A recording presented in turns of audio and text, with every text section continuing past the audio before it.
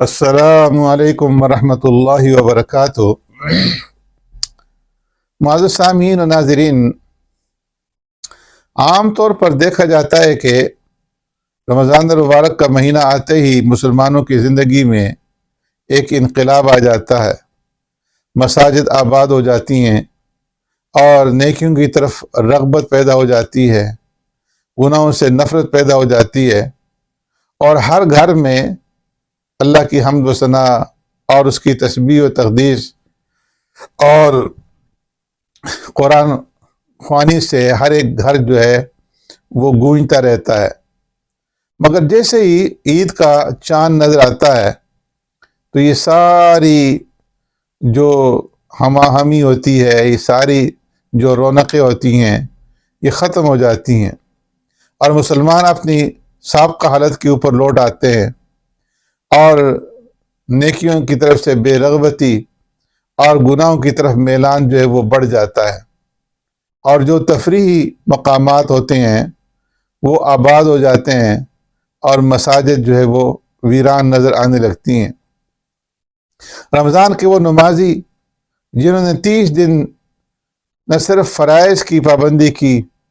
بلکہ نوافل کی ادائیگی میں بھی سرگرم رہے تھے، عید کا چاند نظر آتے ہی، شوال کا مہینہ شروع ہوتے ہی وہ اچانک بالکل غائب ہو جاتے ہیں اور دیکھنے والا پہچان ہی نہیں سکتا۔ پیارے پیغمبر صلی اللہ علیہ وسلم کے بعد جب صحابہ اکرام رضوان اللہ اجمعین میں ایک قسم کا انتشار پیدا ہو گیا تھا، تو اس وقت خلیفہ رسول یار غار سیدنا حضرت ابوبکر صدیق رضی اللہ تعالیٰ عنہ نے حضرات صحابہ اکرام رضوان اللہ اجمعین کے سامنے خطبہ دیا تھا، اور اس خطبہ میں آپ نے اللہ کی حمد و ثنا بیان کرنے کے بعد فرمایا تھا کہ اے لوگو، آگاہ رہو کہ من کان یعبد محمدا فإن محمدا قد مات، کہ جو شخص محمد صلی اللہ علیہ وسلم کی پوجا کرتا تھا تو وہ سن لے کہ بے شک محمد صلی اللہ علیہ وسلم کی موت واقع ہو گئی ہے، آپ دنیا سے پردہ فرما چکے ہیں۔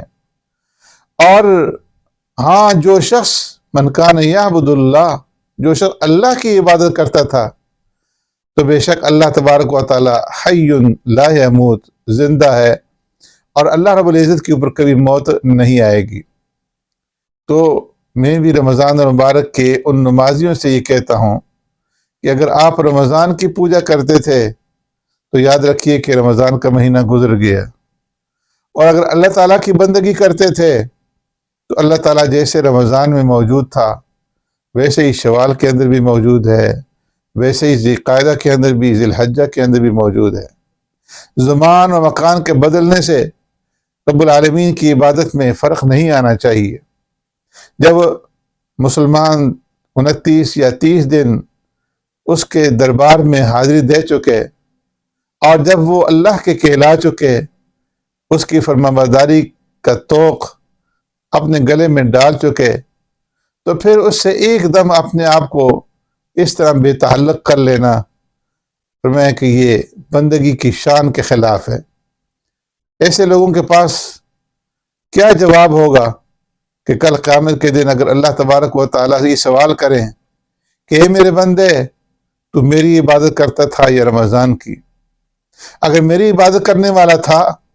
تو ہر وقت رمضان اور غیر رمضان میری عبادت کرتا، تیرے سامنے رمضان اور غیر رمضان برابر ہونے چاہیے تھے۔ جب تو نے ایسا نہیں کیا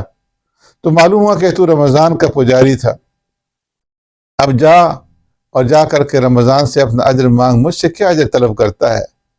جس کی تو نے پوجا کی ہے اسی سے اجر کا طالب بھی بن۔ انسان کی اخلاق کی خوبیوں میں سے ایک یہ ہے کہ وہ جو اچھا کام کرے تو اس پر پوری طرح جم جائے اور اسے ہمیشہ کرتا رہے۔ خیر الامور ما دیم علیہ۔ فرمایا کہ اکثر لوگوں میں یہ کمزوری رہتی ہے کہ وہ ایک کام شروع کرتے ہیں اور کچھ دن اس کے اوپر عمل کرتے ہیں اور پھر چھوڑ بیٹھتے ہیں، تو یہ ایک قسم کی اخلاقی کمزوری کی علامت ہے۔